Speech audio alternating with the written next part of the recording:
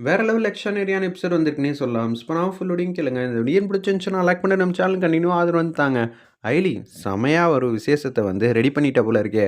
ஆமாங்க. இப்ப கண்டிப்பா நம்ம அடுத்த கட்டத்துக்கு போயே ஆகணும். இப்ப அவங்க மனசு அவ்வளோ ஹேப்பியா வந்து இருக்கும்.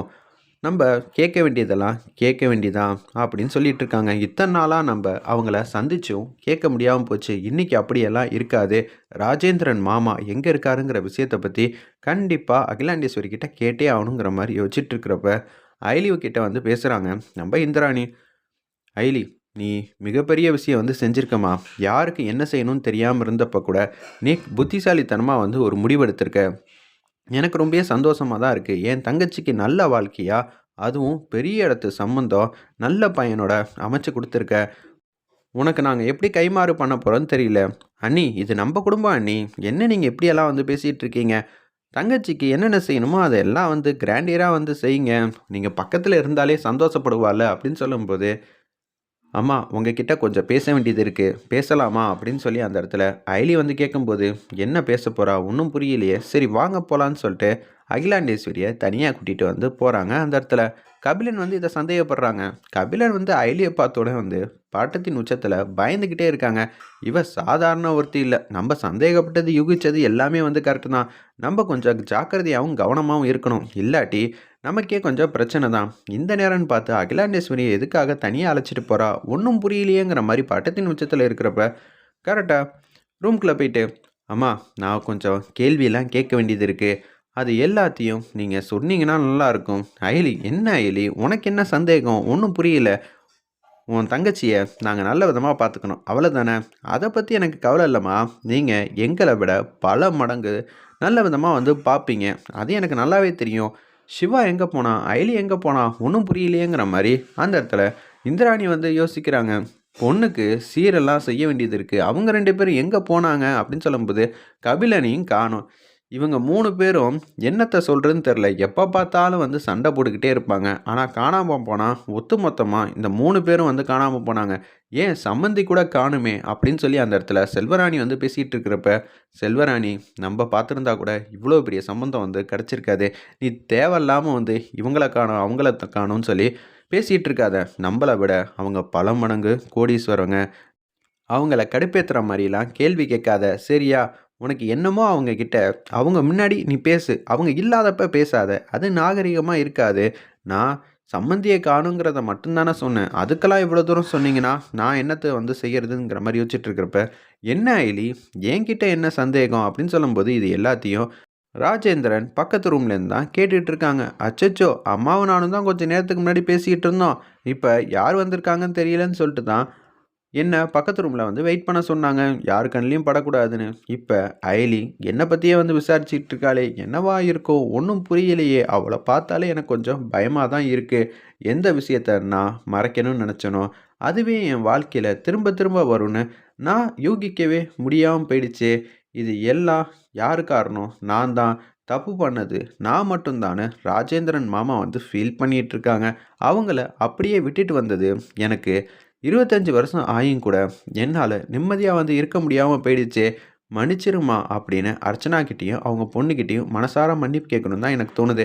ஆனா, கேட்க முடியாத அளவுக்கு என் மனசு ரொம்பவே வந்து கஷ்டப்படுதே! அப்படின்னு சொல்லி யோசிச்சுட்டு இருக்காங்க ராஜேந்திரன் மாமா. அப்பன்னு பார்த்து நம்ப யார பத்தி நீ கேட்கணும்? எதுவா இருந்தாலும் என்னோட அயலி டைரக்ட்டா வந்து கேட்டுருவாளே! இப்படியெல்லாம் தயக்கத்திலேயே வந்து இருக்க மாட்டா. என்ன விஷயம் அயலி? சொல்லுங்கிற மாரி அகிலாண்டேஸ்வரி கேட்கிறப்ப, சரிம்மா, நீங்களே கேட்க சொல்லிட்டீங்க. எனக்கு ரொம்ப நாளா ஒருத்தர வந்து நான் தேடிக்கிட்டு இருக்கேன். அச்சச்சோ! இவ தேடிக்கிட்டு இருக்கேங்கிற மாரி சொன்னானா, அதுக்கான காரணம் என்ன ஏதுன்னு ஒண்ணும் புரியலையே! ஒருவேள ராஜேந்திரனா இருக்குமோ? அவரு பேரு ராஜேந்திரன். உங்களுக்கு கூட நல்லா தெரியும். சரி அயலி, அதெல்லாம் ஒரு பக்கம் இருக்கட்டும். எதுக்காக அவர தேடிக்கிட்டு இருக்க? அவர் எதுவும் பிரச்சனை பண்ணிட்டாரா? ச்சே! அப்படியெல்லாம் இல்ல. அவர் மூலியமா எனக்கு சில பல தகவல்லாம் தெரிய வேண்டியது இருக்கு. அவர் எங்க இருக்காருன்னு சொன்னீங்கன்னா, எனக்கு கொஞ்சம் யூஸ்ஃபுல்லா இருக்குங்கிற மாரி சொல்லிர்றாங்க அந்த இடத்துல. எதனால? ஏன்னு நான் தெரிஞ்சுக்கலாமா? உங்ககிட்ட நான் ஏம்மா வந்து மறைக்க போறேன்? மறைக்கிற அளவுக்கு நான் அப்படியெல்லாம் பெருசாலாம் யோசிக்கல. உங்களுக்கே தெரியும். சமீபத்தில நீங்களும் வந்து கேள்விப்பட்டிருப்பீங்க. அர்ச்சனா சம்மந்தப்பட்ட விஷயத்தெல்லாம் அப்படின்னு சொன்னோன, லைட்டா வந்து அவங்க ஃபேஸே வந்து மாறிடுது. செமையா வந்து கோவப்படுறாங்க. "ஆமா அயலி, நானும் கேள்விப்பட்டேன்." அப்படின்னு சொல்லும்போது, "என்ன ஆச்சும்மா?" அப்படின்னு அயலி வந்து கேட்குறாங்க. "நான் ஏதாவது கேட்கக்கூடாத கேள்விய கேட்டு உங்கள கோவப்படுத்திட்டேனா? நான் தான் சொல்லியிருக்கேன்ல, அர்ச்சனா வேற, நான் வேற இல்ல. 2 பேரும் ஒண்ணு தான். அந்த தகவல பார்த்த உடனே என்னால இது நாள் வரைக்கும் எதுவுமே செய்ய முடியாம போயிடுச்சேன்னு சொல்லி கவலைப்பட்டுட்டு தான் இருக்கேன். அயலி இந்த விஷயத்த என்கிட்ட விட்டுரு. நான் பார்த்துக்கிறேன்." அப்படின்னு அகிலாண்டேஸ்வரி சொல்றாங்க. "ஓகேம்மா, நீங்க பார்த்து உதவி பண்ணுவீங்க. இருப்பினும் நானும் வந்து தேடுனேன்னு வச்சுக்கங்களேன், ஒரு வகையில ஈஸியா வந்து கொஞ்சம் கண்டுபிடிச்சிட்டா கரெக்ட்டா இருக்கும்." "வேணாம் அயலி, நான் உன்கிட்ட எந்த தகவலையும் சொல்ல மாட்டேன். என்கிட்ட எதுவும் கேட்காத. அவங்க ரொம்பவே மோசமானவங்க. அவங்கள சமாளிக்கணும்னா என்னால மட்டும் தான் வந்து முடியும். அது மட்டும் எனக்கு நல்லாவே தெரியும். நான் உன்கிட்ட சொல்லக்கூடாதுன்னு இல்ல. தேவையில்லாம நீ நிம்மதியா வாழ்றம்மா, அந்த வாழ்க்கைய மட்டும் பாரு."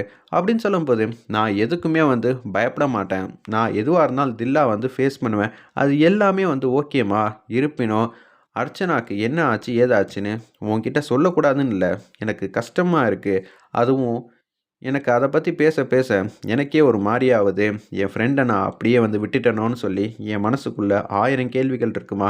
நீ இத தெரிஞ்சுக்கணும்னு நெனைக்காத. அப்பனா எல்லாமே தெரிஞ்சிருந்து, நீங்க என்கிட்ட சொல்லாம இருக்கிறது, என் மனசுக்கு எவ்வளோ தெரியுமா கஷ்டமா இருக்கும். நீங்க ராஜேந்திரன் மாமா மட்டும் எங்க இருக்காருன்னு சொன்னீங்கன்னா, அவர் மூலியமா எனக்கு எல்லா தகவலையும் வந்து கேட்கறதுக்கு வசதியா இருக்கும்." "சரிம்மா, அவரு இங்க தான் இருக்காரு." "என்ன சொல்றீங்க? இங்க தான் இருக்காரா? அதாவது அச்சச்சோ! அம்மா வேற உளறிட்டாங்களே! பக்கத்து ரூம்ல இருக்கேன்னு சொல்லிட்டாங்கன்னா என்ன பண்றதுங்கிற மாரி ராஜேந்திரன் யோசிச்சுட்டு இருக்கிறப்ப, இங்கன்னா இங்க இல்லம்மா, என் கூட தான் ஒரு காலத்துல வரைக்கும் இருந்தாரு. அதுக்கப்புறம் எனக்கு சரியா வந்து தெரியல.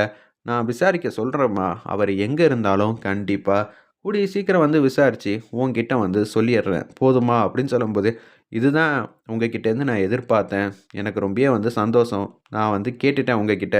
"சரிம்மா, இத்தன வருஷம் கழிச்சும் அம்மாவ பத்தி ஒரு தகவல் வந்து வந்திருக்குன்னு சொன்னோனே, அது சரி, தப்புன்னு நிரூபிக்கணும்னு நெனைக்கிறேல்ல, அத நெனச்சா எனக்கு பெருமிதமா இருக்கு. நீ யாரோட பொண்ணு? அர்ச்சனாவோட பொண்ணாச்சே! நீ தில்லா, திமிரா, கெத்தா தான் இருப்ப. அது கொஞ்சம் கூட வந்து மாறவே மாறாது." அப்படின்னு அகிலாண்டேஸ்வரி அம்மா வந்து பேசிட்டு இருக்காங்க. இது எல்லாத்தையும் வந்து ராஜேந்திரன் வந்து கேட்கிறப்ப, இந்திராணி அந்த பக்கம் தான் வந்து வந்துட்டு இருக்காங்க. டக்குன்னு ரூம் கதவ தொறந்துட்டு, நம்ம இந்திராணி வந்து வராங்க. "என்ன ஆச்சு? உங்ககிட்ட என்ன ரகசியமா வந்து பேசிட்டு இருந்தா? அதுவும் ஃபீல் பண்ற அளவுக்கு." அப்படின்னு சொல்லும்போது, "இல்ல, அவ சில பல விஷயம்லாம் வந்து கேள்வி கேட்டா. அவங்க அம்மாவ பத்தி பேசினாளா, அதான் எனக்கே வந்து கஷ்டமாயிடுச்சு." "என்ன ஆச்சு ஐலி? என்ன விஷயம்? என்கிட்ட கூட சொல்ல முடியாத அளவுக்கு கஷ்டமா?" "அப்படியெல்லாம் இல்ல அண்ணி. உங்ககிட்ட சொல்ல முடியாத அளவுக்கு என்ன இருக்கு? சமீபத்தில இது மாரிலாம் நம்ம கேள்விப்பட்டோம்ல எங்க அம்மாவ பத்தி." "ஆமா. அது இவங்களுக்கு எதுவும் தெரியுமான்னு நான் கேட்டுட்டு இருந்தேன். எல்லாரும் நிம்மதியா, சந்தோஷமா இருக்கீங்க. அப்பன்னு பார்த்து நான் இவங்க கிட்ட வந்து கேட்டுக்கிட்டு இருந்தா சரி வராதுல்ல." அப்படின்னு சொல்லும்போது, கபிலனும் வராங்க. "யார்றா அது? இந்த சிவா, அயலி, இந்திராணி, அது மட்டும் இல்லாம அகிலாண்டேஸ்வரின்னு எல்லாரும் வந்து தனித்தனியா வந்து பேசிட்டு இருக்காங்க. அதுக்கப்புறம் அக்கா வந்து கடைசியா வந்திருக்காங்க. இப்ப பேச்ச மாத்துற மாரி இருக்கேன்னு" சொல்லி கபிலனும் வந்து யோசிச்சுட்டு இருக்காங்க. என்னமோ ஒரு விஷயம் மட்டும் நடக்குது. நம்ப இவங்க கூட இனிமே டச்ல தான் இருக்கணுமா? அச்சச்சோ! அப்பனா சம்மந்தி ஆயிடுவாங்களே! எனக்கு இவங்க அத்தை முறையாயிடுவாங்க. இனிமேட்டு நம்ம என்ன பண்றது? இவங்க கிட்ட ஜாக்கிரதையா இருக்கணும். இப்ப நான் இவங்க முன்னாடியும் பார்த்து தான் நடந்துக்கணும். எல்லாருமே வந்து என்னோட சொந்தக்காரங்களா ஆகுறாங்களே! இப்ப என்ன பண்றதுன்னு தெரியாம யோசிச்சுட்டு இருக்காங்க கபிலன். வெயிட் பண்ணி பார்ப்போம்.